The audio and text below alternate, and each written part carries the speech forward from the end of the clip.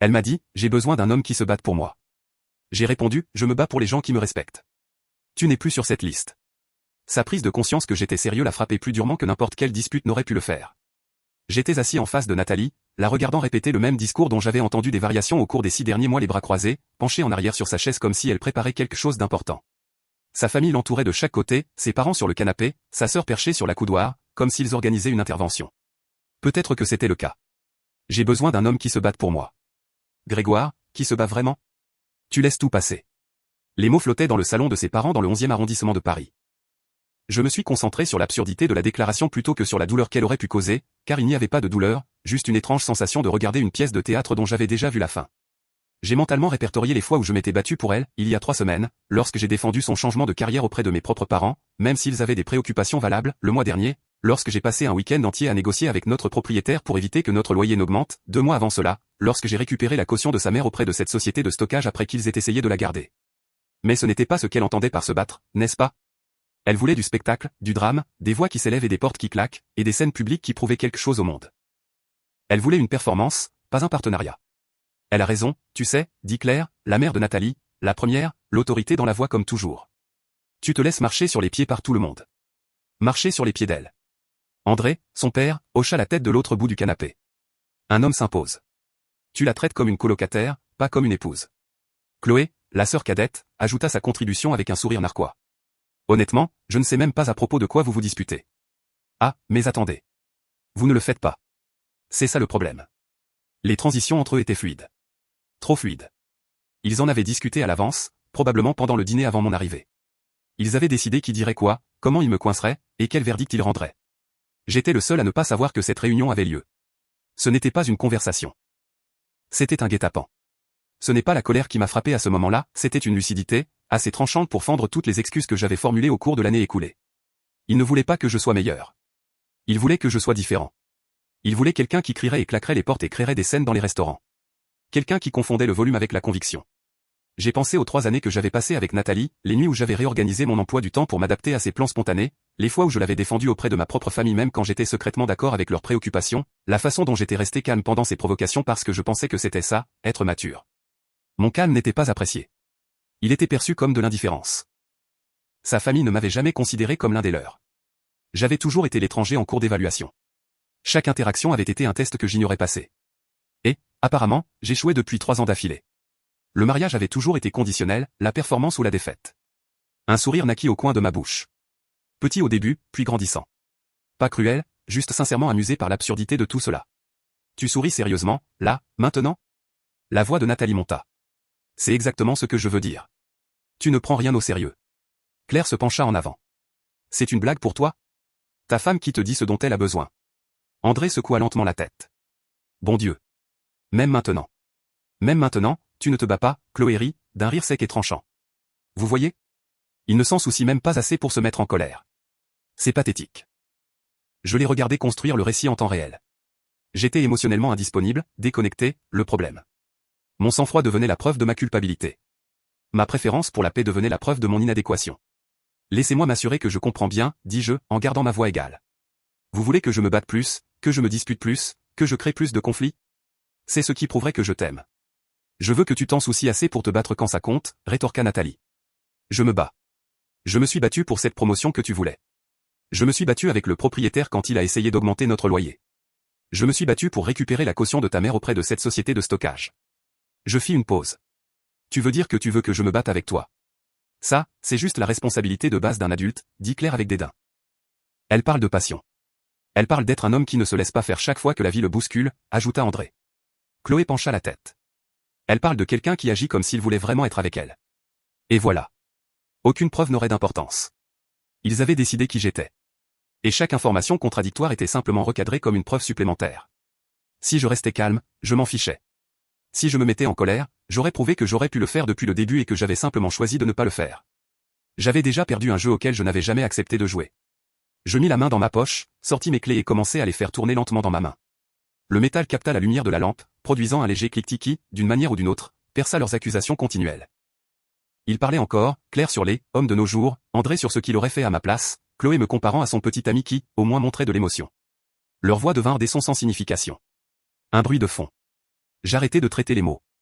Je regardais Nathalie une dernière fois, je la regardais vraiment cherchant quelque chose, n'importe quoi, qui me donnerait envie de rester. Elle attendait. C'est ce qu'elle faisait toujours. Elle attendait que je joue un rôle, que j'explose, que je prouve quelque chose, que je lui donne le drame qu'elle pourrait plus tard disséquer avec ses amis autour d'un verre de vin. Elle attendait un spectacle.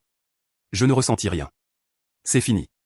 La pièce devint silencieuse, un silence complet, total, pour la première fois de la soirée. Claire se ressaisit la première. Oh, ne sois pas dramatique. Je ne le suis pas, dis-je. C'est justement ça le problème. Nathalie se leva. Attends, qu'est-ce que tu veux dire par c'est fini? Je mis mes clés en poche et me levai également. Exactement ce que ça veut dire. Tu ne peux pas juste. Nous sommes en train d'avoir une conversation. Non, vous êtes en train d'avoir une conversation. Vous l'avez depuis des mois. C'est juste que je l'entends enfin clairement. André se leva aussi, son visage rougissant. Alors c'est tout? Tu vas juste t'en aller? Nous donner raison. Je me tournai pour lui faire face. Vous avez dit que je ne me bats pas. Vous avez raison. Je ne me bats pas pour des batailles perdues d'avance. Je ne me bats pas contre des gens qui ont déjà décidé que j'étais l'ennemi. Et je ne me bats certainement pas pour des gens qui ne me respectent pas. Nathalie s'approcha de moi. Je viens de te dire ce dont j'ai besoin. J'ai besoin d'un homme qui se batte pour moi. Je m'arrêtai sur le seuil et la regardai. La performance avait disparu de son visage pour une seconde. Elle avait l'air incertaine, peut-être même effrayée. Je me bats pour les gens qui me respectent, dis-je doucement. Tu n'es plus sur cette liste. Son visage changea. La prise de conscience la frappa alors. Je ne prenais pas la pause. Je ne proférais pas de menaces pour gagner la dispute. Je n'essayais pas de créer le moment dramatique dont elle rêvait. J'énonçais un fait, de la même manière que quelqu'un pourrait mentionner qu'il ne travaille plus quelque part. J'ouvris la porte, et l'air de novembre s'engouffra, froid et vif. Il part vraiment, dit Chloé, et pour la première fois de la nuit, elle semblait véritablement surprise. Grégoire, la voix de Nathalie devint sèche, puis désespérée. Grégoire, tu ne peux pas juste partir au milieu d'eux. Laisse-le partir, dit Claire. Il reviendra. Je m'arrêtai sur le seuil et la regardai. Non, je ne reviendrai pas, je tirai la porte derrière moi. Le déclic de sa fermeture fut définitif. L'air froid de novembre me frappa le visage alors que je descendais les marches, vif et pur. Pendant environ 10 secondes, je me sentis complètement libre. Puis mon téléphone se mit à sonner. Le temps d'atteindre ma voiture, garée à 2 pâtés de maison de là sur la rue de Charonne, j'avais 14 appels manqués. Le temps de démarrer le moteur, 23. Je jetai un coup d'œil à l'écran alors que les messages affluaient. Nathalie textota, réponds à ton téléphone.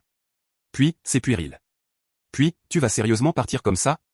Le message de Claire disait, ta femme pleure. Rappelle-la. André me dit de me comporter en homme et d'affronter la situation. Chloé envoya, waouh, très mature, Grégoire, avec une émoticône de pouce levé. D'autres messages de Nathalie, ma famille a raison à ton sujet. Tu ne t'es jamais soucié de moi. Je n'arrive pas à croire que j'ai perdu 3 ans. Les messages continuaient d'arriver, 10 de plus dans la même veine, accusations, reproches, certitude que j'étais le problème. Puis le changement s'opéra. Nathalie dit, je suis désolée. Puis, ok, on peut juste parler? Puis, je ne le pensais pas comme ça. Puis, tu vas vraiment jeter notre mariage par-dessus bord pour une seule conversation? Claire demanda si je savais que Nathalie était prête à travailler sur la situation.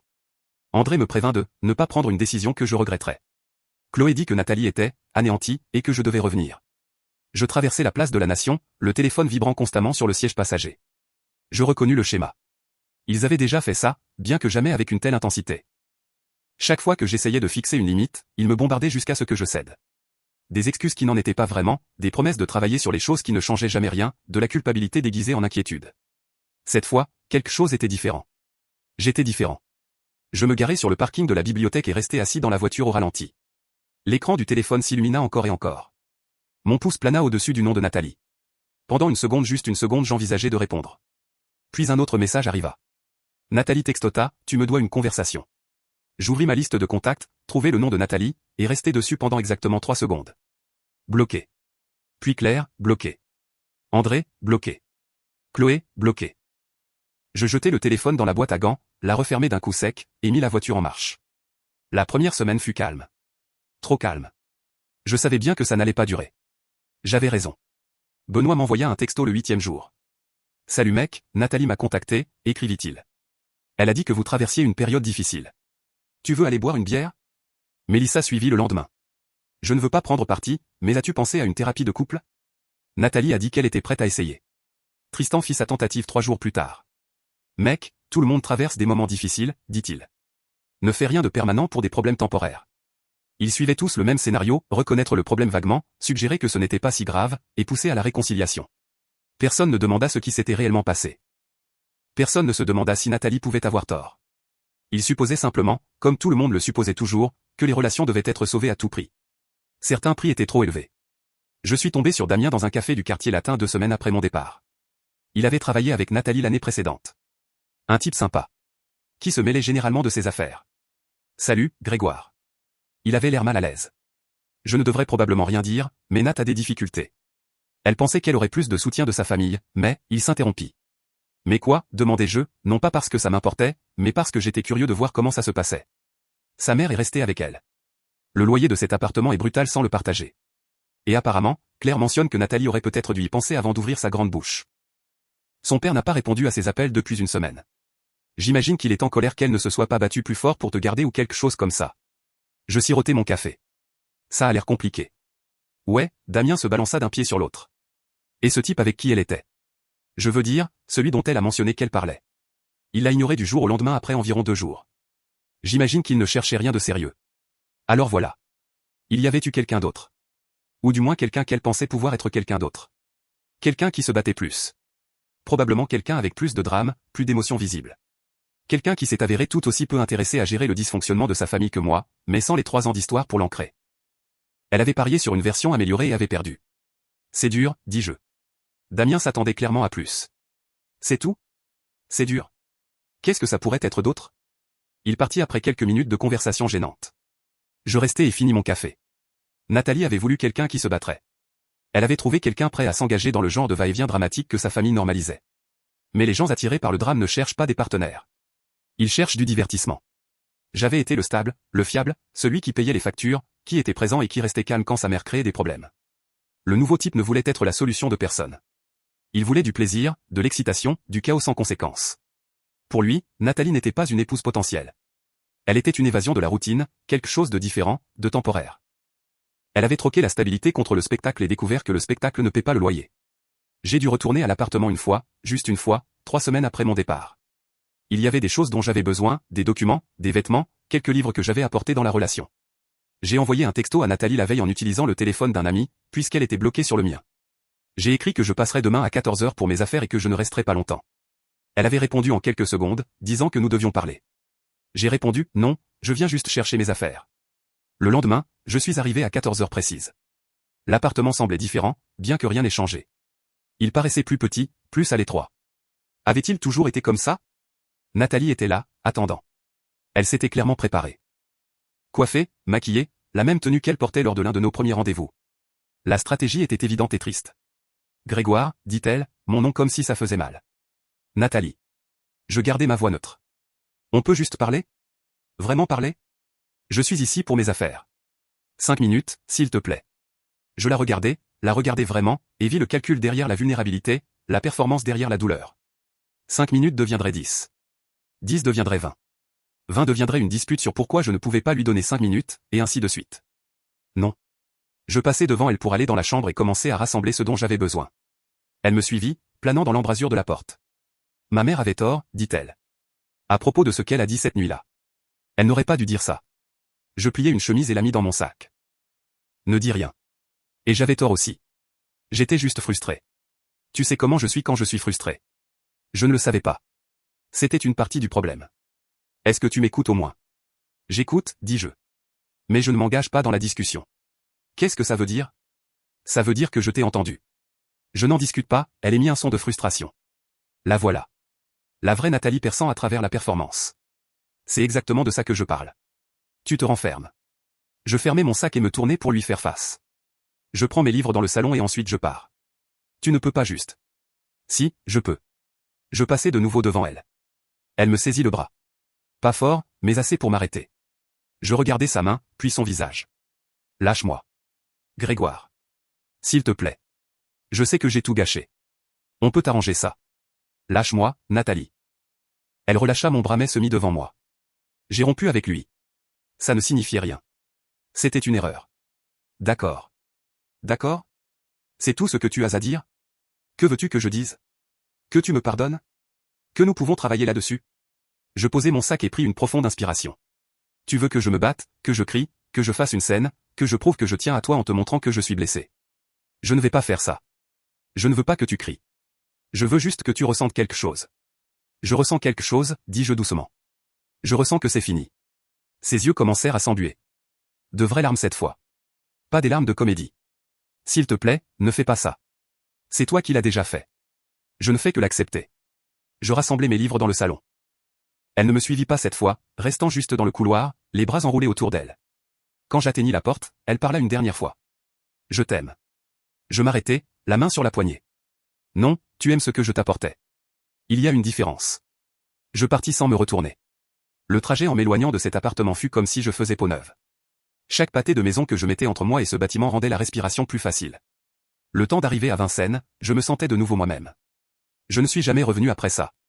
Au cours du mois suivant, des informations me parvinrent au gré de conversations éparses. Nathalie avait temporairement emménagé de nouveau chez Claire. Un ami commun le mentionna nonchalamment. Claire et Nathalie avaient des problèmes de cohabitation. Même amie, conversations différentes. André avait cessé de proposer son aide parce que, elle avait fait son choix.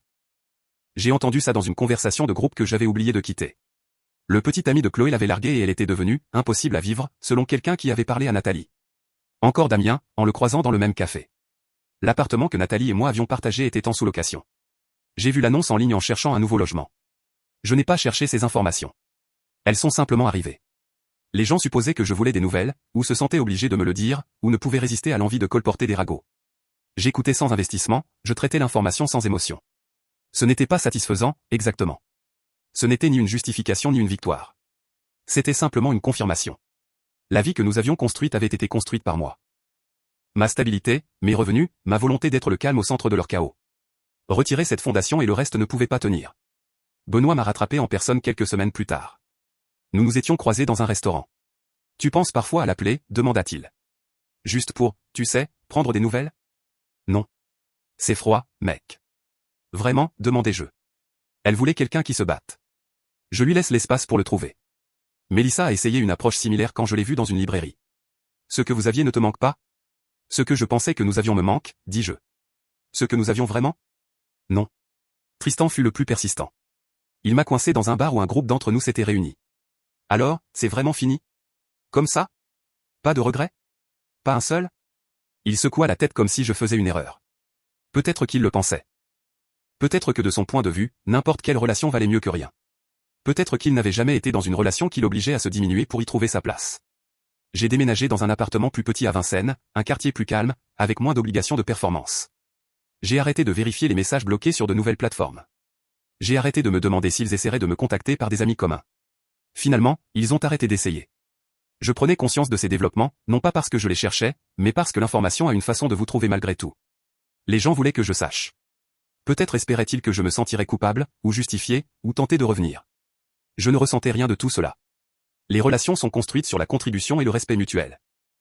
Lorsqu'un partenaire confond l'utilité avec le partenariat, lorsqu'il confond le soutien avec la servitude, l'équilibre se rompt. Nathalie n'avait pas voulu un partenaire. Elle avait voulu un public pour son drame et une solution à ses problèmes. Ce sont des rôles incompatibles. Je m'étais retiré avant que l'effondrement ne devienne ma responsabilité. Ce n'était pas de la cruauté, c'était la conséquence. Le problème avec le fait de tourner la page, c'est que cela exige que les deux parties reconnaissent la même réalité. Nathalie et moi ne le ferions jamais. Elle croirait toujours que je ne m'étais pas assez battu, que je ne m'étais pas assez soucié, que je n'avais pas assez fait mes preuves. Je saurais toujours que la relation qu'elle voulait exigeait que je me diminue. La guérison ne vient pas de la réconciliation. Elle vient de la reconnaissance du moment où la porte doit rester fermée. J'ai trouvé un nouveau rythme. L'appartement à Vincennes avait de grandes fenêtres qui laissaient entrer la lumière du matin. J'ai recommencé à lire, chose que j'avais arrêté de faire lorsque chaque soirée consistait à gérer la dernière crise de Nathalie ou à assister à un autre événement familial où j'étais tranquillement évalué. J'ai renoué avec des amis que j'avais perdus de vue. Pas les amis communs qui avaient pris parti ou essayé de négocier la paix, mais des amis plus anciens d'avant Nathalie. Des gens qui me connaissaient quand je ne défendais pas constamment mes choix ou n'expliquais pas ma personnalité. Ma propre famille a pris contact un mois après la séparation. Ma mère a appelé. Ton père et moi avons appris, dit-elle prudemment, pour toi et Nathalie. Les nouvelles voyages. Est-ce que tu vas bien? C'était une question simple. Elle n'a pas insisté. N'a pas fouiné. N'a pas offert d'opinion que je n'avais pas demandé. Elle a juste demandé si j'allais bien. Ouais, dis-je. En fait, je vais bien. Très bien. Un silence. Nous étions inquiets. Tu semblais différent, les dernières fois que nous t'avons vu. Différent comment? Plus silencieux. Comme si tu mesurais toujours tes mots. Comme si tu étais fatigué. Je n'avais pas réalisé qu'il l'avait remarqué. Je pensais l'avoir bien caché. J'étais fatigué. Nous voulions dire quelque chose. Ton père surtout. Mais tu semblais vouloir que nous restions en dehors de ça. C'était le cas, admis-je. Je pensais pouvoir gérer la situation. Et maintenant? Maintenant, je réalise que certaines choses ne peuvent pas être gérées. Elles peuvent seulement être terminées. Ma mère resta silencieuse un moment. Elle a appelé ici. Nathalie. Elle a demandé si nous avions eu de tes nouvelles. Qu'est-ce que vous lui avez dit? Que non. Et que si c'était le cas, nous ne partagerions pas cette information avec elle. Je souris malgré moi. Merci, maman. Tu es notre fils, pas le sien. Un autre silence. Veux-tu venir dîner ce week-end? Juste toi. Pas de questions, pas de leçons, juste un dîner. Ouais, dis-je. J'aimerais beaucoup. Le dîner avec mes parents ce week-end-là fut facile d'une manière qu'il n'avait pas été depuis des années. Pas de tension, pas de performance, pas de traduction entre ce que je ressentais et ce qui maintiendrait la paix. Mon père demanda une fois, brièvement, si j'étais sûr pour le divorce. Absolument certain, dis-je. Il hocha la tête. Alors c'est tout ce que j'ai besoin de savoir. Nous avons parlé d'autres choses, de choses normales, mon travail, leur projet de visite à ma sœur à Lyon, un livre que ma mère avait lu. Rien de lourd, rien qui nécessitait une navigation prudente. Cela m'a rappelé ce à quoi ressemblaient les dîners de famille avant Nathalie, avant que chaque conversation ne devienne un champ de mine potentiel. L'un d'eux, Julien, m'a posé la question pendant le déjeuner. Tu sembles différent, dit-il. Plus léger. Je me sens plus léger. Aucun regret concernant le mariage, seulement qu'il m'ait fallu si longtemps pour y mettre fin. Il hocha lentement la tête. J'ai toujours pensé que vous ne sembliez pas assorti, mais tu avais l'air heureux. J'avais l'air résigné, dis-je. Il y a une différence. Le travail est devenu plus facile aussi. J'avais dépensé tellement d'énergie à gérer les émotions de Nathalie à propos de mon emploi du temps que j'avais oublié ce que c'était de simplement se concentrer sur la tâche à accomplir. J'ai accepté de nouveaux projets, je suis resté tard quand je le voulais, pas quand j'évitais de rentrer à la maison. Je suis parti tôt quand je le voulais, sans avoir à le justifier. J'ai croisé Chloé dans une épicerie du quartier latin environ 2 mois après que tout soit fini. Elle m'a vu la première. J'ai regardé son visage passer par la surprise, la colère et le calcul avant qu'elle ne s'approche. Grégoire. Chloé. Tu as l'air en forme. Elle l'a dit comme une accusation. Merci. Nathalie est au plus mal, mais je suppose que tu t'en fiches. J'ai mis une boîte de pâtes dans mon caddie. Tu as besoin de quelque chose, ou tu es juste là pour que je me sente mal? C'est ma sœur. Tu l'as détruite. Non, dis-je calmement. Je l'ai quittée. Il y a une différence. C'est la même chose. Pas du tout. J'ai poussé mon caddie. Elle a suivi. Tu sais ce que je pense? Je pense que tu es un lâche. Tu ne pouvais pas gérer une vraie relation, alors tu t'es défilé. Je me suis arrêté et me suis tourné pour lui faire face complètement. Tu es dans une relation où ton petit ami a rompu avec toi 2 fois en 6 mois. Où vous vous disputez en public, où tu pleures auprès de tes amis 1 semaine sur 2 sur la difficulté de la situation. Et tu appelles ça une vraie relation? Son visage devint rouge. Au moins, nous ressentons des choses. Au moins, il se bat pour moi. Il se bat avec toi, puis il part, puis il revient parce que tu le laisses faire. Ce n'est pas de l'amour, Chloé. C'est un schéma répétitif. Tu ne sais rien de nous. Tu as raison, dis-je. Et je n'ai pas besoin de le savoir, parce que ce n'est pas mon problème. Tout comme Nathalie n'est plus mon problème. Elle t'aimait. Elle aimait l'idée de quelqu'un qu'elle pouvait modeler à sa guise. Elle ne m'a jamais aimé. Je fis une pause. Et honnêtement, je ne pense pas que tu comprennes ce qu'est l'amour non plus. Aucun de vous. Vous pensez que ça doit faire mal, que ça doit être difficile, que ça doit exiger des preuves constantes. Ça exige des preuves. Non, dis-je doucement. Ça exige du respect. Un respect mutuel. Quelque chose qu'aucun de vous ne m'a montré, alors je suis parti. Les yeux de Chloé se plissèrent. Tu te crois meilleur que nous. Je pense que je suis mieux sans vous. Il y a une différence. Je m'éloignai. Elle ne me suivit pas cette fois. Le poids que je portais depuis 3 ans avait été si constant que j'avais oublié qu'il était là. Son absence me parut étrange au début. Puis elle me parut normale. Puis elle me parut être la liberté. Nathalie restait empêtrée dans les mêmes schémas, d'après ce que j'ai compris. Appartement différent, même relation avec sa famille, même cycle de situations dramatiques qui s'écrasaient et brûlaient. La prophétie de sa mère selon laquelle je reviendrais s'est avérée vaine. Mon absence n'était pas une tactique de négociation. C'était une fin. Il n'y eut aucun moment où elle réalisa son erreur et changea, aucune excuse en larmes ou courbe de croissance. Juste les conséquences naturelles qui se déroulaient, quelqu'un qui ne pouvait pas maintenir ce qu'elle avait, découvrant qu'elle ne pouvait rien trouver de mieux. Je me suis souvenu d'une nuit précise, environ 1 an après notre mariage. Nous dînions avec sa famille. Claire avait fait une remarque sur le fait que je ne prenais jamais la défense de Nathalie devant mes propres parents. Ce n'était pas vrai, mais la vérité n'avait pas d'importance pour eux.